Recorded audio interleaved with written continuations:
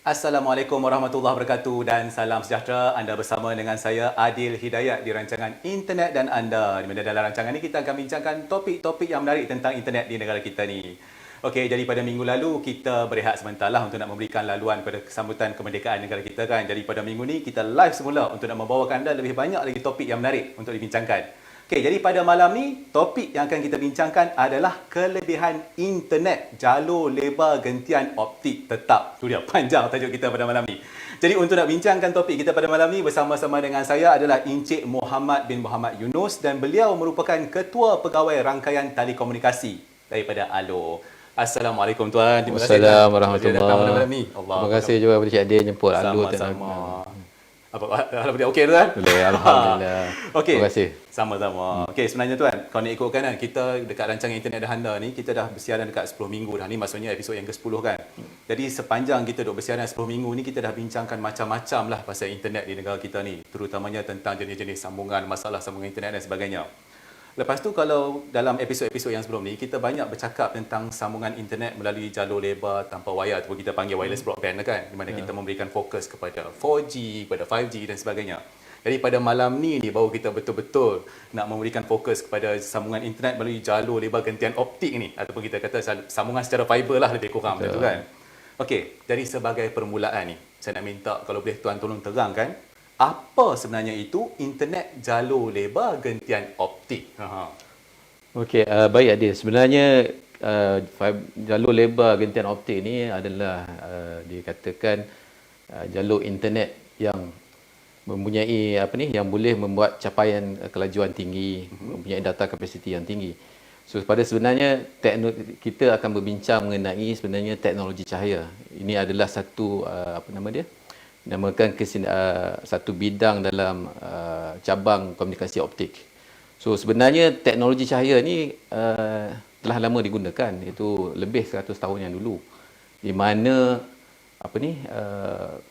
pada zaman tu di dalam medan peperangan mereka menggunakan teknologi cahaya ni untuk menghantar maklumat, informasi kepada pasukan mereka. So jadi sebenarnya dengan teknologi ini ia dapat membantu menghantar maklumat dengan cepat, dengan kepantasan kelajuannya dapat membawa data kapasiti yang tinggi.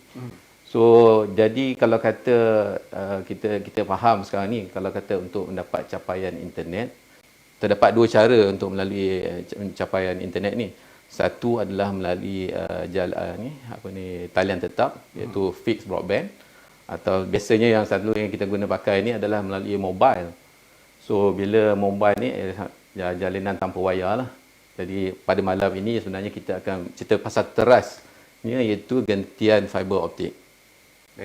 Gentian fiber optik.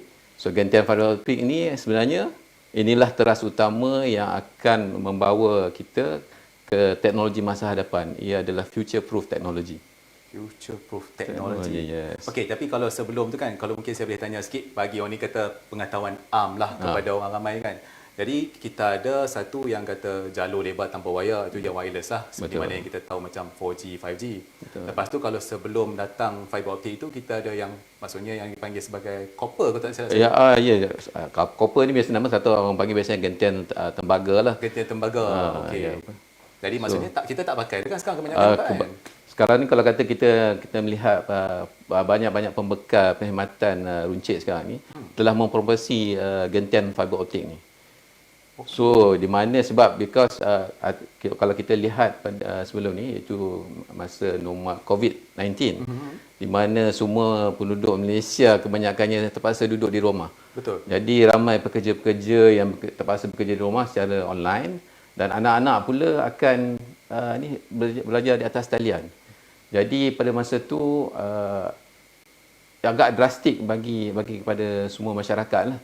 So sebab bila kata semuanya kebiasaannya pergi ke pejabat, pergi ke sekolah, tapi pada situasi pandemik masa tu mereka terpaksa berada di rumah. Jadi keperluan internet masa tu agak tinggi. So ini adalah salah satu caranya di mana pihak kerajaan Malaysia melalui Jendela inisiatif untuk membuat perhubungan konektiviti ni kepada penduduk di luar bandar, di pinggir bandar, kebanyakannya di bandar sendiri telah terdapat gentian fiber optik ni. Okey, jadi maksudnya sekarang ni kita memang nak pergi ke arah gentian Ke fiber arah optik fiber tu. sepenuhnya lah. Ya, betul. Okey. Sebab kita menuju kepada industri apa ni dipanggil IR 4.0 ni. Betul. Industri revolusi 4.0. Jadi infrastruktur ni adalah sangat penting. So kalau kata kami ni dari pihak ALO, kami menggunakan infrastruktur yang sedia ada yang dipunyai oleh pihak TMB. Jadi kalau kata di mana semua penduduk tahu TMB ni berada di mana-mana. Tapi sebenarnya dalam talian TMB ni terdapatnya gentian fiber optik. Okey, saya minta maaf. Saya rasa ramai nak tahu ni. Okey, bila Ado kata TMB ni terdapat gentian fiber optik, dekat mana tu sebenarnya? Kalau kebiasaannya kalau kita lihat tu, kalau kita berjalan di tepi jalan tu terdapat pencawang utama iaitu yang grid transmission line tu. Okey. Jadi sebenarnya di atas grid transmission line ni terdapatnya gentian fiber optik. So, fiber optik ni sebenarnya adalah untuk kegunaan perhubungan sistem komunikasi dalam TMB di mana dia guna pakai fiber optik ni.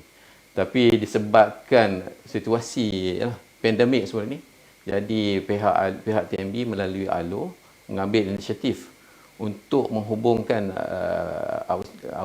kalau saya katakan sebenarnya kita untuk mengurangkan digital gap di antara bandar dan luar bandar. Ini adalah satu inisiatif yang dibuat oleh pihak TMB lah melalui ALO. Menarik sebab saya rasa ramai, malah saya sendiri pun kadang-kadang duk terfikir sebab kan sebelum ni dia kata ALO bekerjasama dengan, bukan bekerjasama sekali dengan TMB lah kan. Betul. Lepas tu menggunakan fiber TMB tu ramai duk terfikir kat mana. Semua orang duk agak-agak dia kata ditanam bawah tanah lah. Sekarang kita tahu maksudnya di pencawang elektrik dekat atas tu. Atas, yang paling atas sekali. Oh, maksudnya sebelum ni memang khas untuk kegunaan TMB. Tapi untuk sekarang ni memang digunakan ALO untuk bawa trafik internet lah maksudnya. Ya, betul. Okey, jadi sekarang semua orang dah tahu dah. Okey, satu cerita. Okey, jadi kalau kita berbalik kepada soalan kita kan. Jadi bila kita bercakap tentang internet ni kan. Jadi kalau terutamanya kalau kita merujuk secara khusus untuk jalur lebar lah ataupun broadband kan. Jadi di Malaysia ni biasanya kita tengok penggunaan broadband ni ada dua kategori lah. Satu di mana wireless broadband ataupun jalur lebar tanpa wayar dan satu lagi jalur lebar menggunakan gentian optik ni kan. Betul. Okey, jadi sebagai permulaan ni saya nak tanya satu benda, boleh tak tuan ceritakan dah perbezaan ataupun kelebihan gentian optik ni kalau nak dibandingkan dengan jalur lebar tanpa wayar tu? Okey. Soalan yang bagus ni sebenarnya. Bila kita katakan jalur lebar gentian optik tanpa wayar atau jalur lebar menggunakan talian tetap ni, kita selalu akan membuat perbandingan. Kebanyakan pelanggan biasanya customer lah mengatakan saya telah mempunyai internet tanpa wayar. Tapi bila dia balik di rumah, bila semua maksudnya ahli keluarga sudah berada di rumah, kapasiti adalah amat diperlukan. Sebab setiap ahli keluarga tu ada mempunyai device yang masing-masing. Dan pada masa sekarang ni ramai yang ada mempunyai talian yang berhubung kepada internet, iaitu melalui macam program Netflix, Facebook, Google atau YouTube. So benda-benda ni sebenarnya memerlukan satu data kapasiti yang tinggi atau yang kata hanya yang boleh dibawa melalui jalur lebar talian tetap ni, iaitu gentian fiber optik. Jadi sebenarnya kalau kata kalau kata kita berbalik semula kepada situasi pandemik yang sebelum ni. Jadi apabila situasi semuanya berada di rumah dan everyone ni akan kata setiap ahli keluarga ni memerlukan akses kepada internet atau untuk melakukan kerja. Jadi hanya melalui jalur lebar gentian tetap fiber optik ni. So yang ini sajalah yang dapat membantu sebenarnya. Okey. Menarik juga. Okey, sebab itu jadi kalau macam tu sebab dia membawa saya kepada satu soalan yang berkaitan dengan benda tu tau. Okey, ini ada satu senario lah mungkin kalau saya boleh tanya pandangan tuan kan. Ya, betul. Macam yang tuan kata tadi.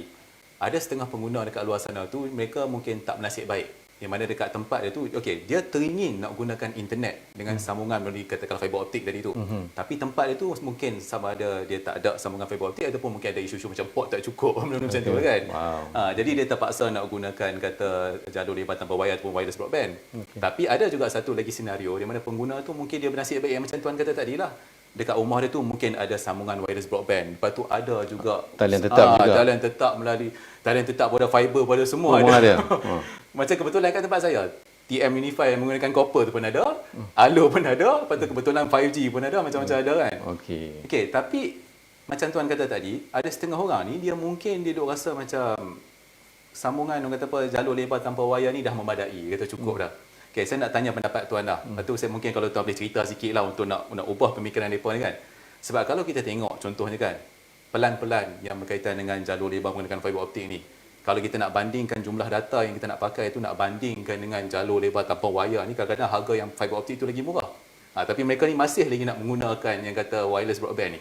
Okey, apa pandangan tuan? Lepas tu apa yang tuan nak sarankan kepada mereka ni supaya mereka beralih kepada sambungan melalui fiber ni? Okey. Soalan yang bagus ni idea. Sebenarnya kalau kata kita looking forward lah kalau katakan sebenarnya. So kita memang memerlukan satu talian data yang mempunyai kelajuan yang tinggi, kapasiti yang banyak untuk sebab setiap aktiviti yang dilakukan tu pada satu masa yang sama. Hanya melalui gantian fiber optik saja yang boleh mampu memberi perkhidmatan ni. Jadi kalau kata dari pihak ALO ni, sebenarnya ALO ni dia membina infrastruktur yang secara neutral. Jadi apa yang kita lakukan di pihak ALO ni, kita membina infrastruktur menggunakan aset-aset TNB yang sedia ada untuk pergi menghubungkan kepada setiap kawasan-kawasan yang masih tidak ada dalam liputan sama ada kata wireless tanpa wayar atau yang masih menggunakan gantian tembaga ni atau kata copper wire ni.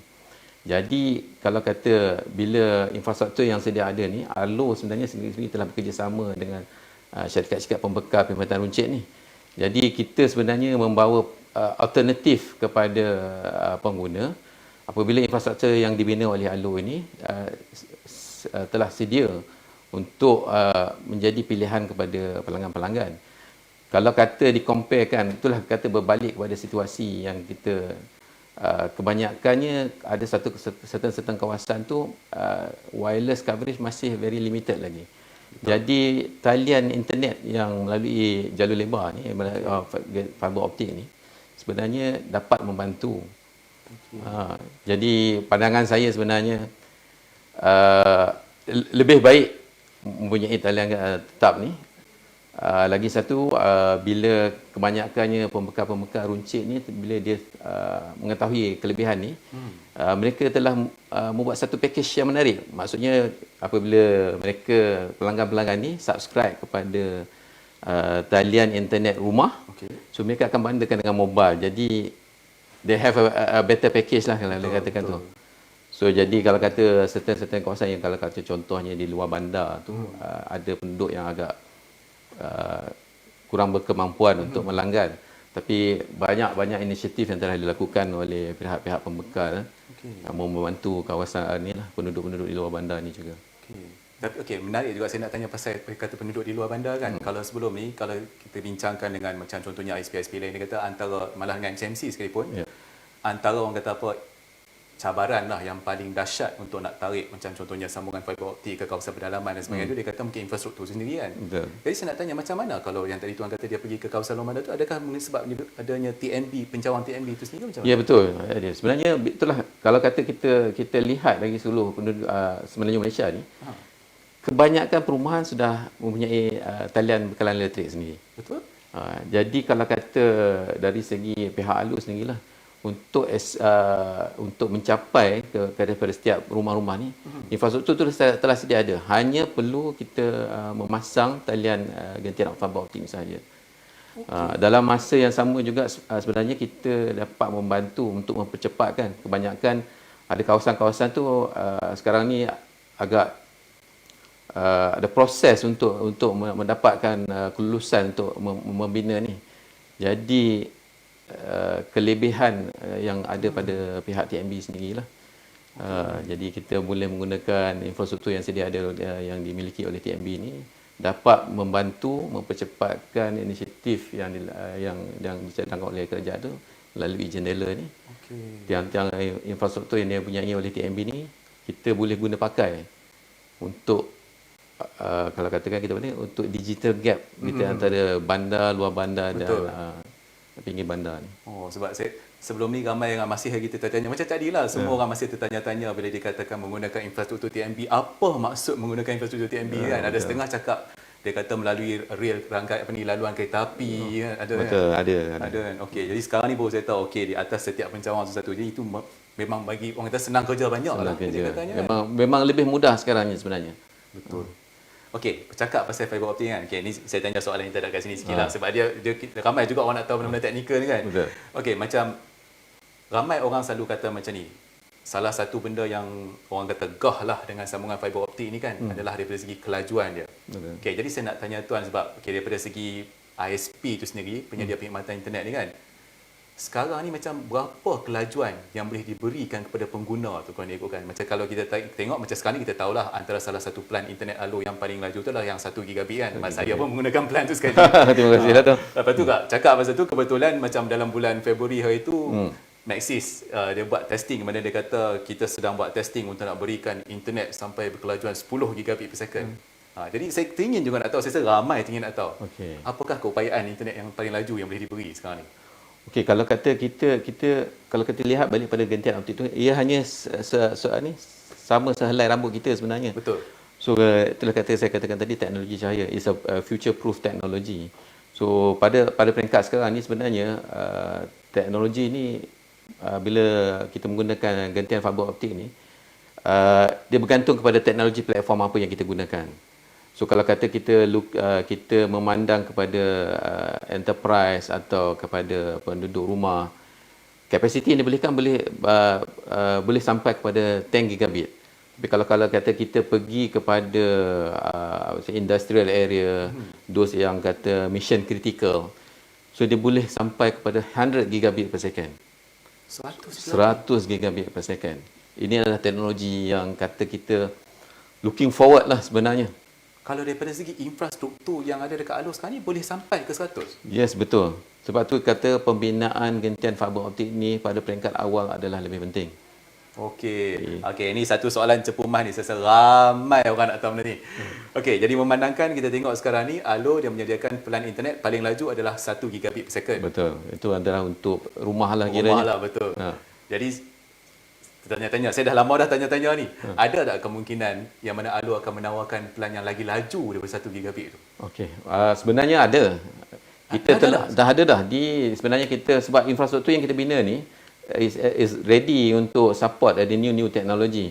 Jadi kalau kata di Cyberjaya sendiri, pihak kami sebenarnya telah ready untuk support 10 gigabit per second kepada home user dan enterprise. Maksudnya kalau saya nak minta 10 gig boleh kan? Boleh. Macam mana cara nak minta tu tuan? Soalan penting tu. Betul. Boleh datanglah kepada our customer service Cyberjaya tu. Atau nanti pihak saya boleh berhubung dengan Cik Aida sendirilah. Itu kalau saya, kalau orang lain macam mana? Sebab saya ada ramai kawan dekat Cyberjaya ni yang menggunakan Allo. Maksudnya mereka memang benda tu dah ready untuk komersial lah, untuk ready untuk komersial sebenarnya. Okey, jadi cuma kita belum sampaikan lagi. Sekarang ni kita offer kepada bahagian enterprise. So kita tak belum kat sana sebab peranti device tu masih lagi pada harga premium. Okey. Jadi kita kalau kata kita extendkan kepada penduduk rumah, agak berat untuk mereka. So peranti yang kita rujuk ni maksudnya ONO tu sendiri lah. ONO tu sendiri, the router sebab dia tinggal 10 gigabit per second kan. Betul, Ya, betul. Tapi betul lah juga kalau bagi ONO 10 gig nak bagi wifi router yang Nak 10 bagi gig pun 10 bukan gig semua juga, yang ada. betul. Kan? Lepas tu kita tengok balik device yang di rumah kita tu. Betul. Boleh support ke tak. Jadi kita kena seiring lah dengan teknologi tu sebenarnya. Oh, tapi dah boleh sampai 10 gig lah. Ini yang kita nantikan. Memang this is teknologi yang kita looking forward lah sebenarnya. Okey, saya nak bagi jelas ni sebab ramai duk tengok ni. Maksudnya kalau ada pelanggan Allo sekarang ni yang mungkin inginlah nak pakai sampai katakanlah lebih daripada 1 gig, maksudnya mereka boleh berhubung lah dengan boleh berhubung dengan Allo. Betul. Oh. Okey, harga kita tak tahu lagi lah. Itu kemudian lah. Itu kita boleh cerita kemudian lah. Okey, tadi kebetulan kan kita duk cakap pasal ONO, duk cakap pasal wifi router kan. Okey, ni saya nak kena tanyalah satu soalan ni kan. Bila kita bercakap tentang internet, kita tak boleh nak lari tau daripada bercakap tentang wifi. Betul. Tapi dalam masa yang sama saya perasan mungkin ada sebahagian daripada pengguna-pengguna internet dekat luar tu dia mungkin masih lagi orang kata apa salah faham ataupun keliru sikit lah kaitan di antara wifi dan juga internet. Bila masa ni, dia ingat tak ada wifi, tak ada internet. Sedangkan kita tahu wifi dengan internet tu dah dua benda yang berbeza. Betul. Lepas tu malam ni kita cakap pula, sambungan internet tu menggunakan fiber optik. Jadi dia fikir, oh dah ada fiber optik, tak payah pakai wifi pula. Wifi pula. Okey, jadi mungkin tuan boleh terangkan ya, kenapa kita masih lagi perlu menggunakan wifi di rumah walaupun kita dah ada sambungan fiber optik tu. Apa kegunaan wifi di rumah tu sebenarnya? Sebenarnya kalau kata wifi ni adalah short form kepada wireless fidelity. So teknologi yang digunakan ni, protokol ni adalah untuk berhubungkan antara peranti, antara router yang dibekalkan oleh pembekal perkhidmatan kepada peranti-peranti device yang berada di dalam rumah lah. Contohnya telefon bimbit, komputer. So teknologi yang terkini ni, wifi router yang di-provide oleh pembekal perkhidmatan ni, dia mempunyai berdasarkan gelombang frekuensi radio 2.4 GHz dan 5 GHz ni. Jadi kita kalau kata kita looking at highest punya speed capability tu, kita kena pilih option lah. So maksudnya bila pengguna tu dia nak kelajuan tinggi untuk mendownload aplikasi, jadi dia kena pilih lah. Bila dia tengok dalam wireless option dalam device itu, ada 2.4 GHz dan 5 GHz. So kalau kata untuk lebih laju, dia kena pilih lah kepada 5 GHz ni. Tapi kalau kata kita biasa, kalau kita lihat macam anak-anak kita ni, pergi kedai makan tanya ada wifi tak? Ada password wifi password. Ini ada wifi ni masih relevan sebenarnya. Okey. Masih relevan. Jadi kalau kata kita pergi ke dalam rumah kita, kalau kata rumah kita tu mempunyai 2 tingkat, kita memerlukanlah satu wifi extender yang perlu diletakkan di tingkat yang atas supaya coverage liputan internet tu meluaslah di dalam rumah. Betul. Lagi satu, kalau boleh dikatakan bila kita pilih lokasi untuk kita letak wifi device ni, di tempat yang lapang lah, jangan letak dekat corner sudut tempat yang bahan yang panas, jadi dia ada gangguan. Betul. Nanti sebenarnya talian internet yang bila fiber optik dah sampai rumah tu memang dah bagi kapasiti yang tinggi dengan kelajuan tinggi. Betul. Tapi disebabkan device yang peranti wifi router ni kita letak kat salah lokasi, lepas tu rumah kita yang agak besar bersegi-segi pula. Jadi dia semua yang limitation lah.